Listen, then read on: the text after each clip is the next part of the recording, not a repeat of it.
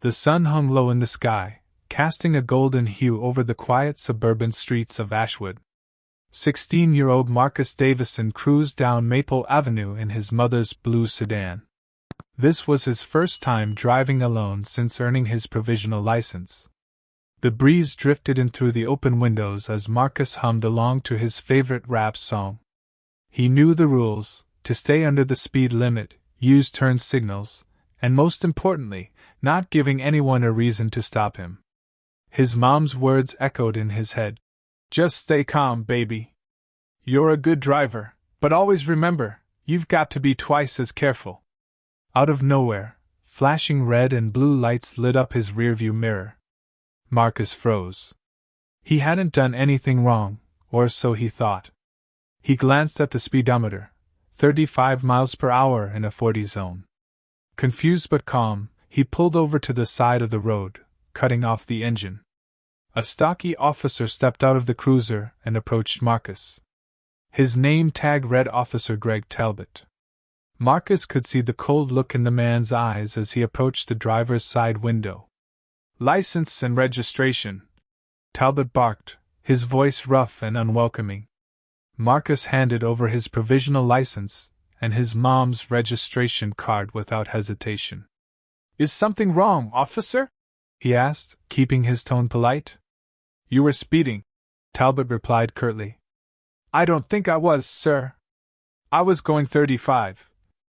Don't talk back to me, Talbot interrupted, his voice louder now. Step out of the vehicle. Marcus hesitated. His mom had warned him about situations like this. He tried reasoning. Sir, I have a license. Can we check the speed again? Maybe there's a mistake. But Talbot wasn't interested in listening. Out now, he barked. Reluctantly, Marcus unbuckled his seatbelt and stepped out of the car. Talbot's eyes scanned him, lingering on him. Turn around and put your hands on the hood, the officer ordered. What? Why? Marcus asked, his voice rising with disbelief. Resisting now, huh? Keep it up, and you'll be in even bigger trouble, Talbot sneered. Before Marcus could protest further, Talbot cuffed his wrists and shoved him into the back seat of the squad car. Sitting there, his hands bound, Marcus stared out the window, trying to make sense of what had just happened. He wasn't speeding. He hadn't done anything wrong. Why was this happening? When they arrived at the Ashwood Police Department, Talbot dragged Marcus inside without a word. The front desk officer, a middle-aged woman named Officer Jenkins, looked up from her computer. Another one, Greg? She asked, her tone laced with skepticism. Speeding and resisting, Talbot replied smugly. Jenkins raised an eyebrow but said nothing as Talbot pushed Marcus into a holding cell. Sit tight, kid. Maybe next time you'll think twice before mouthing off to an officer, Talbot said, slamming the cell door shut. As Marcus sat there, his mind churned. He wasn't going to let this slide. He'd done nothing wrong, and he would prove it. Meanwhile, Officer Jenkins picked up her phone, her fingers hovering over the buttons. Something about this didn't sit right with her, and she had a feeling she needed to make a call. Little did Marcus know, the wheels of justice were already beginning to turn, and they were headed straight for Officer Talbot. The small holding cell was cold and quiet, its walls painted a pale gray that felt as lifeless as the situation Marcus found himself in. He tried to stay calm, but the sheer unfairness of it all gnawed at him. He replayed the stop over and over in his head, searching for something, anything, that could explain why this was happening. Across the station, Officer Jenkins was on the phone, her voice low but urgent. Chief, you're going to want to come down here. It's delicate. She glanced toward the holding area, where Marcus sat. The new chief of police, Samuel Davison, had been on the job for just 3 months. He had already made waves in Ashwood by promising to root out the department's issues. But this call was personal. When the chief arrived at the station, Officer Jenkins stood to greet him. Sir, we have a situation with a young man who was brought in. I think you'll want to take a closer look. Davison raised an eyebrow but said nothing as Jenkins handed him the intake form. His face hardened when he saw the name. Marcus Davison, he murmured. His eyes darted to Jenkins. Yes, sir. It's your son. The chief's expression didn't change, but there was a flicker of something, a mix of anger and resolve. He marched straight to the holding area, where Marcus sat up the moment he saw his father. Dad? Marcus's voice cracked, a mix of relief and embarrassment.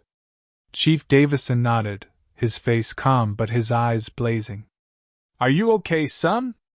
I'm fine, Marcus replied quickly. But I didn't do anything.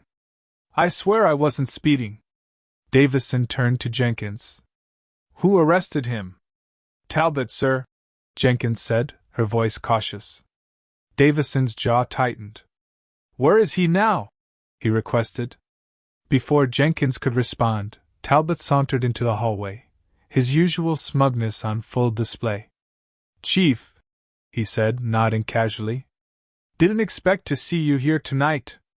Davison stepped forward, his presence suddenly looming over the officer. Greg, we need to talk. Now. Talbot faltered, his confidence wavering under the chief's intense gaze. About what, sir? About why you arrested my son for something he didn't do, Davison said. For a moment, the room went silent. Then Talbot's bravado returned. Chief, I was just doing my job. The kid was speeding and got mouthy. Didn't think he was above the law, did he? Davison's stare was unrelenting. You pulled over a 16-year-old with a provisional license, claimed he was speeding in a 40 zone, and then arrested him for resisting. Did you even check his speed? Talbot shifted uncomfortably. I didn't need to. I could tell he was over. Stop, Davison cut him off. You could tell? That's your defense?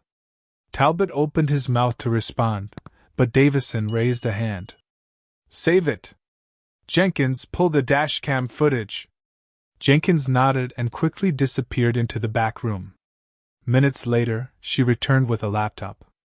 The footage played, showing Marcus's car moving at a steady pace, followed by Talbot's cruiser flipping on its lights. 35 miles per hour, Jenkins confirmed. No sign of speeding. Davison turned back to Talbot. Care to explain yourself now? Talbot's face turned red, but he stayed silent.